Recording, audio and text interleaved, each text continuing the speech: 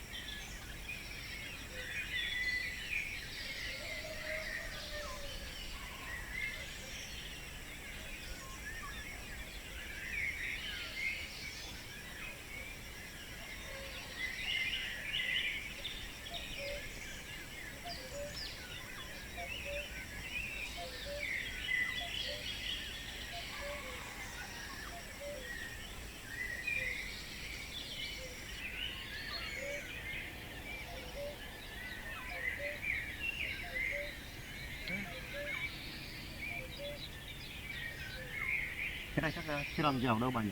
Ừ. Nó còn hơi sắp nhỉ.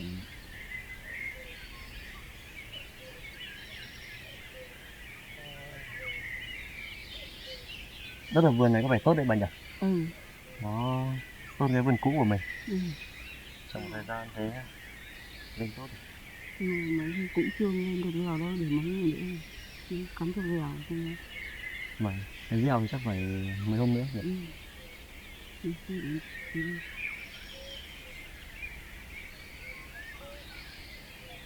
Ừ. Cỏ sạch rồi bà nhỉ? Ừ. Chắc là về rồi, em bé cho nghĩ là chắc cũng dậy rồi. Ừ. Đấy, làm đường rau này. Đi về đi bà.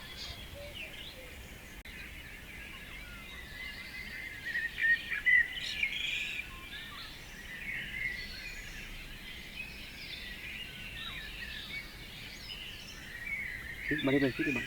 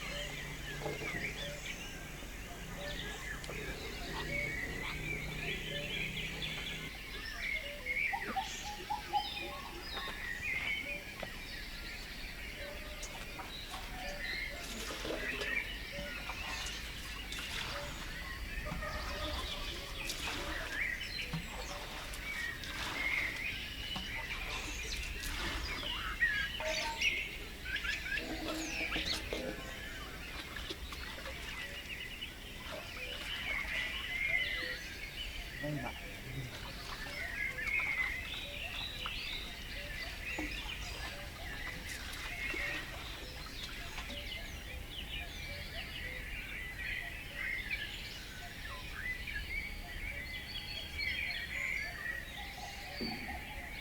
nhàng đi. Em bé dậy chưa?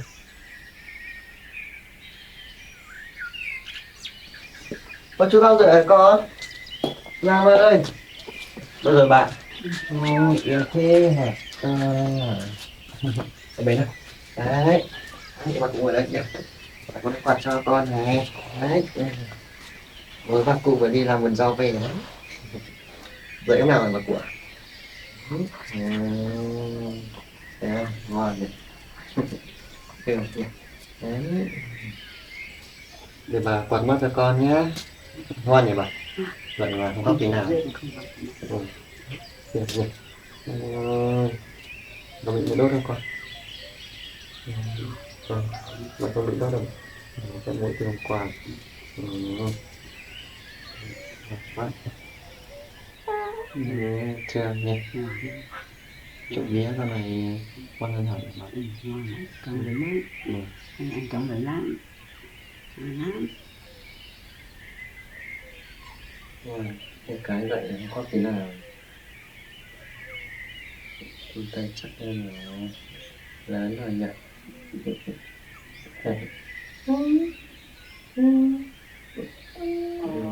chưa? Rồi nha. Đấy. Thế sáng rồi chắc là Trung Lam đón rồi mà. Các bác trông để có đi nấu một nhé. Một rồi mẹ. Đây. Gặp cụ bé nhá. Cái chê này này. Gặp cụ bé nhá. Trường này. Chắc chắn rồi mà. Chúng ta thay quần lên này. Với bà cụ nhá, để bố nấu một nhá. Hiểu đấy nha. Lần tướng rồi nha. Bà cụ bé nhá.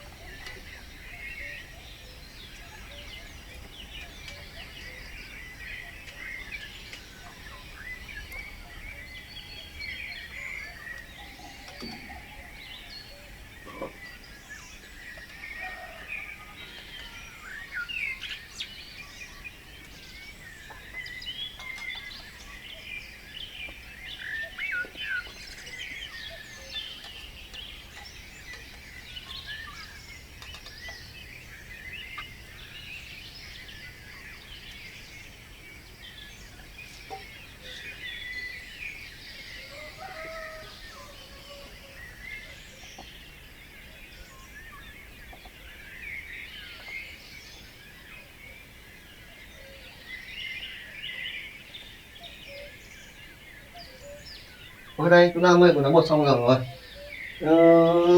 Con đói chưa hả? Này. Thế là bố định cháu để em bé nhá. Đấy, động này đó, động này nhá. Quên của bé này. Bỏng. Dạ ơi, bà thổi nguội nhá, món con. Đấy, dạ. Rồi, bắt tiếp một cái bọc.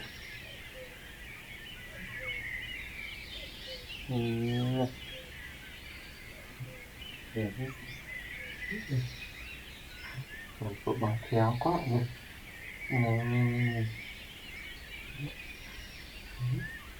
Có thể là ăn bột này phải là sữa bạn nhỉ. Chịu khó hơn.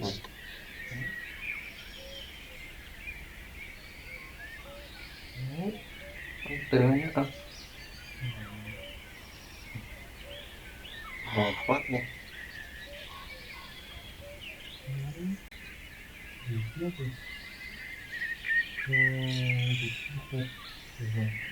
Trộn vía quá nhỉ chúng làm nhỉ.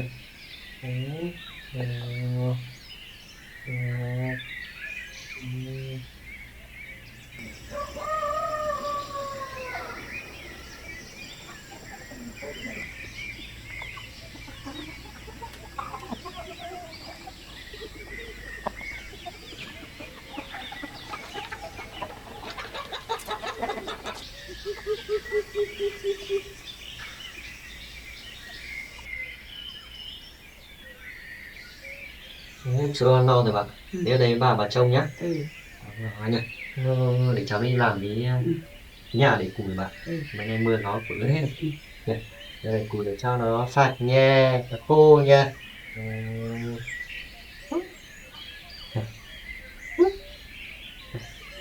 Cứ chơi chơi rồi bà. Đấy. Đây mà củi nhá.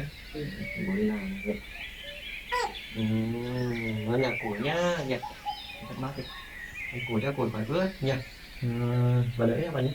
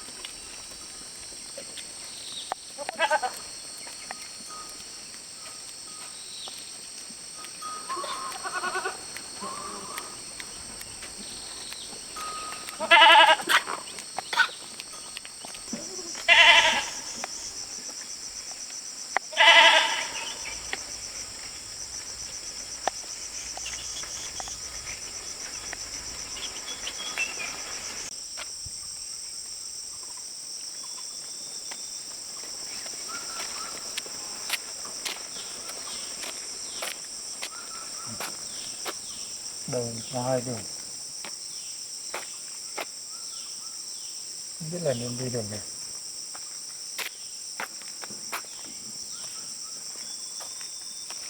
Không biết.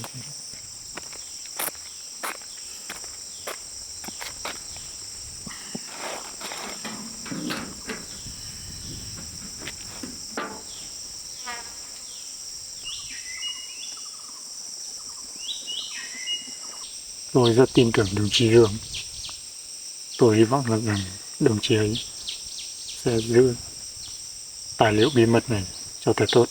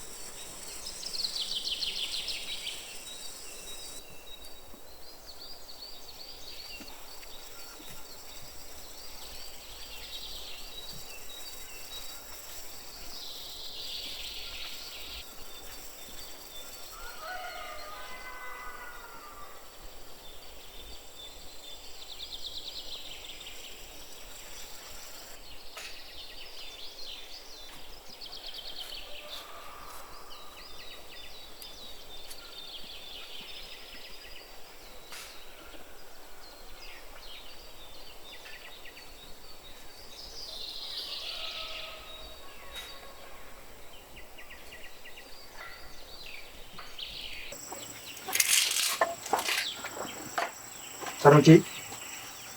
Chào chị Huy. Hôm nay chị bên đây có vấn đề gì ạ? Tôi đến đây có một số vấn đề quan trọng. Thứ nhất là tặng bằng khen cho cậu. Thứ hai là có một số nhiệm vụ quan trọng cần cậu giải quyết. Vâng. Vậy thì mời chị Huy các bằng nữa. Đi về đây.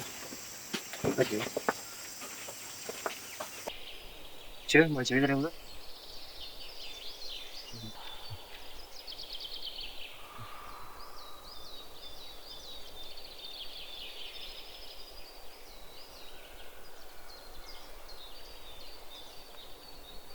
Tôi được đơn vị giao cho một số tài liệu mang đến đây cho cậu và cầm giấy khen của cậu gửi ra cho cậu. Vâng, tôi cảm ơn chị Huy. Chị em đấy. Rồi, được không?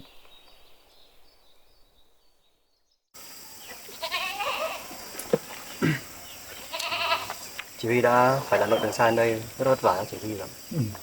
Đấy là nhiệm vụ được cấp trên giao cho thì phải hoàn thành tốt cậu. Vâng. Và đây là bằng khen của cậu với sự cố gắng và nhiệt huyết của cậu 2 năm qua thì cậu là được cấp trên tặng cho bằng khen. Vâng. Thật sự là hôm nay tôi rất là vui khi chị Huy đã đến đây và trao thưởng bằng khen cho tôi. Tôi cảm ơn rất nhiều. Đấy là phần thưởng cậu xứng đáng mình nhé. Vâng. Đây là phần thưởng về sự nỗ lực của cậu và những cố gắng mà cậu đã hoàn thành tốt 2 năm qua. Dạ vâng. Cái này là bằng khen của tôi thì thực sự là tôi cũng rất là cảm ơn đơn vị đã cố gắng để tạo điều kiện để tặng bằng khen cho tôi. Còn một vấn đề thứ hai nữa rất là quan trọng. Đây là tài liệu bí mật được đơn vị giao cho tôi mang đến cho cậu Vâng. Để tôi cất giữ hay làm gì ạ? để cho cậu cất giữ. Cái này cực kỳ quan trọng. Vâng. Trong nhà cậu còn ai khác? Thưa chỉ huy là trong nhà còn có một bà cụ với lại một em bé nữa. Thế được rồi. Vấn đề này rất là quan trọng. Được để người thứ ba biết. Vâng. Tôi nghĩ là chỗ này thân thiện. Dạ vâng. Vậy thì mình chỉ huy ra bên này cho nó vắng vẻ. Được.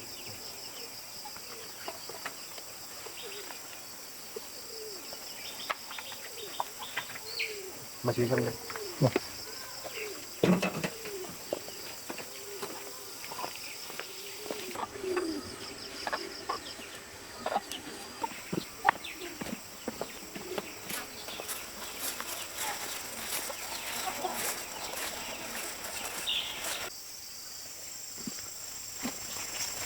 Chú ý ra đây cho nó vắng vẻ. Đây là khu vườn của cậu ạ. Vâng, đây là khu vườn rau tôi vừa canh tác. Chú ý ra đây.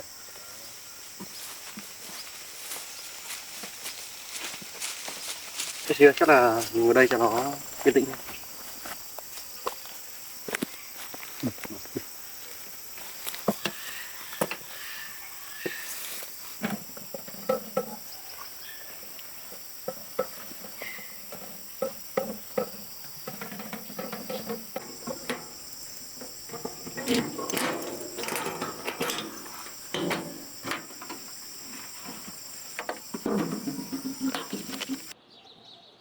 Cô lại đây. Dạ vâng. Đây là những khu bí mật quân sự của chúng ta. Vâng. Cực kỳ quan trọng như cái này. Cậu được lệnh là phải giữ thật cẩn thận. Nhưng thứ này. Vâng. Đây là những nơi cất giấu vũ khí. Đúng rồi. Đây là kho cất giấu vũ khí hạng nặng của chúng ta. Vâng. Còn bên này là kho nhiên liệu. Cái này tuyệt đối cậu phải cất giữ một chỗ nào rất kiên cố và cất cẩn thận. Bên này là phía tây bắc. Vâng. Còn bên này là phía đông nam. Vâng. Đây là bãi mìn tập kết mà quân ta đã chuẩn bị trước. Vâng.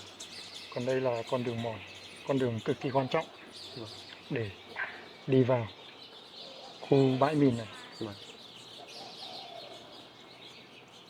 Bên dưới này là sân tập trung của chúng ta. Còn góc bên này là nhà kho. Cậu còn thắc mắc chỗ nào không? Đây là những cái chỗ mà quân ta đóng quân và dự trữ vũ khí phải không? Đúng rồi, Đây là những cái hầm rất là kiên cố. đúng rồi. Những cái này được quân chúng ta xây dựng rất là kiên cố và vững chắc. Cái này tuyệt đối bí mật, cho nên chỉ có tôi với cậu và đơn vị được biết. Tôi nhấn mạnh lại với cậu, cái này cực kỳ quan trọng. Vâng. Chỉ có tôi với cậu và đơn vị được biết. Vâng. Cái này nó liên quan đến toàn bộ đơn vị của chúng ta, cho nên cậu phải tuyệt đối là giữ bí mật. Vâng. Tôi và đơn vị đều thấy cậu là một người rất là trung thực và có năng lực. Vâng. Và chúng tôi tin tưởng cậu, Vâng. cho nên chúng tôi mới giao những tài liệu quan trọng này cho cậu. Vâng. Để tôi xem qua. Đây, cậu xem. Còn thắc mắc chỗ nào thì cứ hỏi tôi. Vâng. Đây là khu A1 là khu vũ khí, Đúng rồi, cậu. là B1 là khu kho nhiên liệu. Đúng rồi. Cái bản đồ này thật sự là rất là chi tiết và rõ ràng. Thì tôi cũng cảm thấy là mình phải có trách nhiệm để bảo vệ và gìn giữ. Được. Còn đây nữa, đây là cuốn sổ ghi chép toàn bộ những thứ như là đạn dược và Vâng. đạn, toàn bộ trong này là có ghi chép hết những thứ đạn dược, rồi là lương thực các thứ Vâng. bố trí ở đâu Vâng. và được cất giấu ở đâu là đều có hết trong này. Vâng. Đây là có những cả súng và đạn pháo phải Đúng không? rồi, cả bên này nữa. Ừ. Toàn bộ những cái gì nhu yếu phẩm cần thiết của quân ta đều Vâng. được ghi hết trong quyển sổ này. Vâng.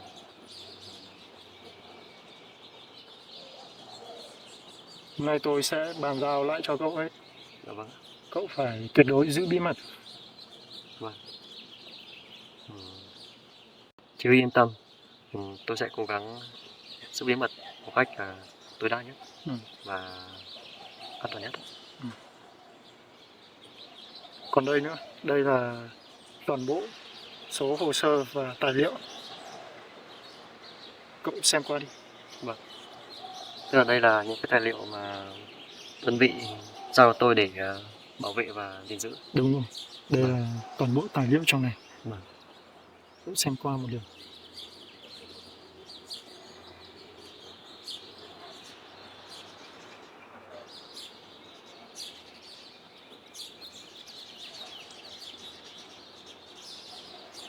Về cái phòng giấy tờ này thì tôi không có thắc mắc gì cả. Được. Vâng. Cậu là một người trung thực và thật thà. Vâng. Tôi cũng như đơn vị rất là tin tưởng cậu. Vâng. Tôi mong rằng cậu sẽ hoàn thành tốt nhiệm vụ được giao và giữ kín những tài liệu này. Vâng. Thì được đơn vị và chỉ huy giao cho nhiệm vụ lần này thì tôi cảm thấy là mình cần phải cố gắng hơn nữa. Và đặc biệt là phải giữ bí mật của quốc gia. Thì tôi sẽ cố gắng hết sức. Đây là nhiệm vụ của cậu. Vâng. Đây là chìa khóa. Vâng. Tôi giao cho cậu. Vâng. Tôi sẽ cố gắng cất giữ cẩn thận. Còn đây nữa, đây là một món quà tôi chuẩn bị mang đến cho cậu. Vâng. Đây là một bình nước sử dụng trong quân đội, nó Vâng. rất là tiện trong công việc. Vâng. Tôi tặng nó cho cậu. Tôi cảm ơn chỉ huy rất là nhiều. Đây là món quà tôi nghĩ là rất là quý giá. Còn những ngày tôi làm thì rất là cần để được nước. Thì hôm nay cũng mời chị về ở lại để ăn cơm với tôi đã, có về đơn vị. Thôi, tôi được đơn vị giao cho nhiệm vụ mang tài liệu đến cho cậu thì tôi cũng có công việc ở đơn vị nữa. Vâng, Tôi phải vội về để chấp hành mệnh lệnh của đơn vị. vâng. Thế thì cũng vất vả cho chị Huy rất là nhiều rồi. Đấy là nhiệm vụ thì phải hoàn thành. Tôi chắc phải đợi trời tối tôi mới về Dạ vâng, để cho đỡ có người chú ý. vâng. Thì cái nhiệm vụ lần này thì rất là quan trọng, thì chị Huy đợi trời tối lúc xong về cũng được. Vì là bây giờ chỉ còn sáng rồi, tôi nghĩ là ở đây cũng khá là vắng vẻ, nhưng mà cũng có người ta nhìn vào thì nó cũng không hay lắm. Được. Mấy năm vừa qua của cậu, cuộc sống của cậu như thế nào? Thì từ lúc từ đơn vị trở về thì tôi cũng phát triển trang trại cũng khá tốt. Tôi biết cậu là một người chăm chỉ. Lúc ở đơn vị chúng tôi cũng biết cậu là một người chăm chỉ, cho nên tôi nghĩ cuộc sống sẽ không có gì khó khăn đối với cậu. Vâng, tôi cảm ơn chị rất nhiều. Thì tôi cũng trở lại cái mảnh đất này là mảnh đất của bố mẹ tôi để lại. Thì tôi ở đây cũng được 6-7 tháng rồi, thì cũng có rất nhiều khó khăn, nhưng mà rất là may ở trong quân đội được rèn luyện thì tôi đã vượt qua được một cách khá là tốt. Bây giờ thì trang trại của tôi thì cũng có nhiều vật nuôi và cũng tự cung tự cấp được khá đầy đủ. Thế là tốt rồi cậu. Vâng. Thế tương lai thì chỉ huy có định tính là làm lâu dài ở trong đơn vị không? Tôi thì tôi cũng được đơn vị giao cho nhiệm vụ là đi học sĩ quan đặc công. Vâng. Nhưng tôi cũng đã suy nghĩ, tôi còn bố già và bữa con ở nhà nữa. Vâng. Thì tôi cũng suy nghĩ rồi, chắc 1-2 tháng nữa tôi sẽ nghỉ về để phát triển kinh tế. Dạ vâng. Tức là chỉ huy sẽ ở trong quân ngũ khoảng 2 tháng nữa thì hết nhiệm vụ là chỉ huy sẽ về. Đúng rồi. Thì tôi cũng chúc cho là công việc cũng như là cuộc sống của gia đình của chỉ huy sẽ ngày một tốt hơn. Cảm ơn cậu. Tôi cũng đã suy nghĩ rất nhiều. Tôi cũng muốn là phát triển sự nghiệp ở trong đơn vị. Vâng. Nhưng mà tôi còn gia đình Vâng. và còn các con. Vâng. Cho nên là tôi đã quyết định là 1-2 tháng nữa tôi sẽ về để chăm sóc cho gia đình tôi. Vâng. Thì cũng bây giờ thì chúng ta cũng đã được rèn luyện ở trong quân đội cũng khá là lâu rồi. Thì tôi thì vào sớm hơn, ra quân sớm hơn chỉ huy, thì rất cảm ơn chỉ huy đã rèn luyện và chỉ bảo tôi những năm tháng ở trong quân đội vừa rồi. Tôi thì tôi nghĩ về gia đình nhiều hơn, cho nên tôi quyết định là về với gia đình. Nhưng sau này nếu như Tổ quốc cần tôi thì tôi sẵn sàng nhận nhiệm vụ. Vâng. Tôi thì cũng vậy thôi. Tôi về đây phát triển kinh tế thì khi nào mà đơn vị cần và Tổ quốc cần tôi thì tôi sẵn sàng đứng lên để bảo vệ Tổ quốc. Đó là một điều rất là tốt. Tôi với người cậu là phấn bộ những người lính cần phải phát huy. Tôi hy vọng rằng cậu sẽ giữ tốt nhà tài liệu bí mật này.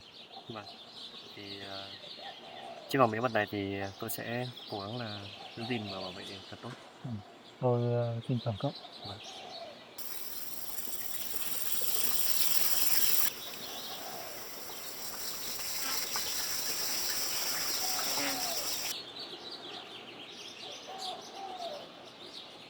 Ôi trời cũng sắp tối rồi thì tôi sẽ phải về đơn vị. Vâng. Thì chỉ huy cứ đi hết cánh rừng này thì sẽ đến ngoài thành phố, thì lúc đó thì trời tối hẳn thì sẽ không lo người ta chú ý. Thì cũng cảm ơn chị rất nhiều.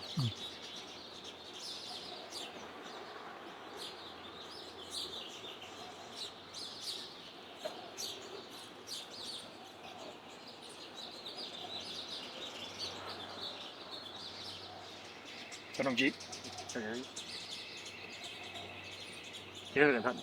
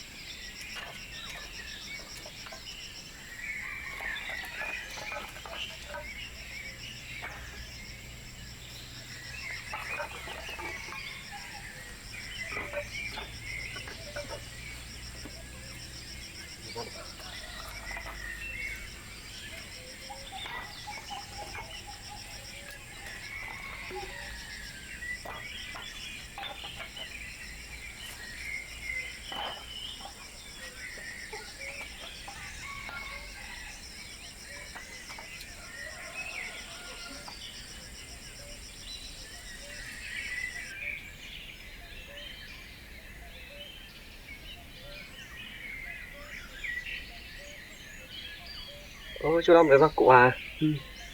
Đấy, bác cụ ở đây cháu có cái giấy khen hôm nay hôm qua là cán bộ chỉ huy đến tặng cháu. Đấy, bố đấy nhỉ. rèn luyện trong quân đội người ta Vâng. có cái thành tích người ta cho là tốt rồi đấy. Vâng, này giấy khen vì mình đã hoàn thành tốt nhiệm vụ. Nhiệm vụ đây. Nhắn đưa xem không, nó thích không này. Ừ. Đúng các bạn. Vâng. Của bố anh Châu Lam nhỉ. Hôm qua thì cán bộ chỉ huy để cho cháu đóng quân thì cũng đến đây tặng, với lại có một số nhiệm vụ giao cháu nữa. Mà cũng kiểu liên quan đến bên đơn vị là cháu không thể tiết lộ được. Là bà cứ ở đây chơi xong là chăm sóc Châu Lam nhé. Ngoan nhỉ bà nhỉ. Ngon mà tốt thôi, họ quan tâm về trong thời gian huấn luyện thì có thành tích thì mình cũng sẽ có nhớ thêm cho. Vâng. Được cái là cháu trong đấy thì được cán bộ cũng quý. Vâng, nên là nhiệm vụ nào cũng hoàn thành tốt. Vâng, tôi được đâu chỉ có như tôi yêu mến. Vâng. Đây một thế nào? Đấy, chú Lam thích cái này phải không? Ôi giời. Thế bà mà chú Lam ở đây xem nhá, lấy khăn của bố nhá, chú Lam nhá. Thì nắng con ngủ bà cho nhà bạn. Đây, để đây cho là cháu đi nấu ăn ạ. Đấy, xem nhá. Qua đây bạn.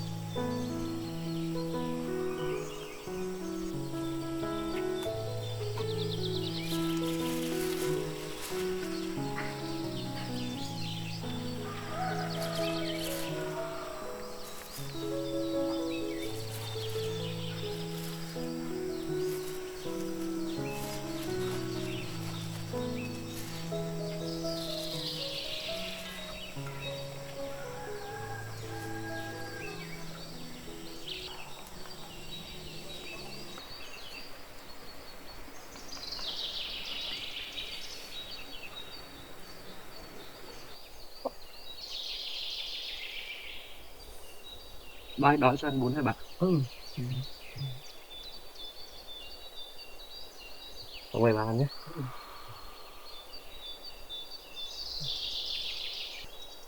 Tôi đang ngủ rồi bà nhỉ? Ừ. Ok luôn. Hay đó. Nhé. Con đi đi. Con đi bà ăn nhiều rồi nhé. Ừ.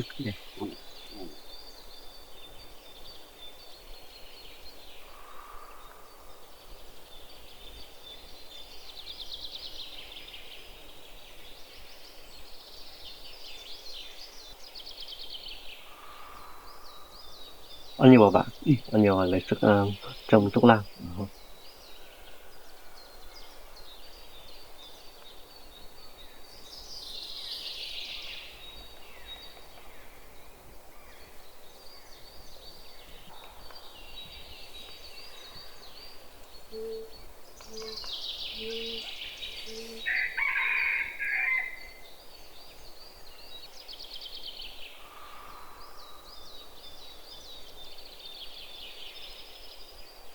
Bao nhiêu bảo bạn. Để giữ sức khỏe. Còn thuốc lang thì chắc là tí nữa dậy thì mình lấy bột ăn sau anh. Ừ. Và bột cà sữa nha thì nó sẽ tốt hơn. Ngon. Ngày cho ăn khoảng 2-3 lần. Hai ba lần bột với lại 2-3 lần sữa là ngoan thôi.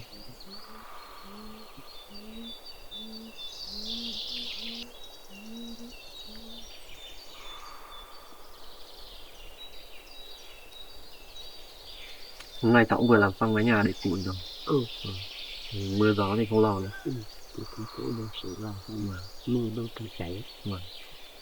Từ mai thì chắc cháu sẽ bận thời gian. Bà cố gắng là chăm sóc cô Lan cháu. Ừ. Cháu làm nhiệm vụ mà chỉ huy giao cho. Rồi nào ta tự trong con chồng. Vâng.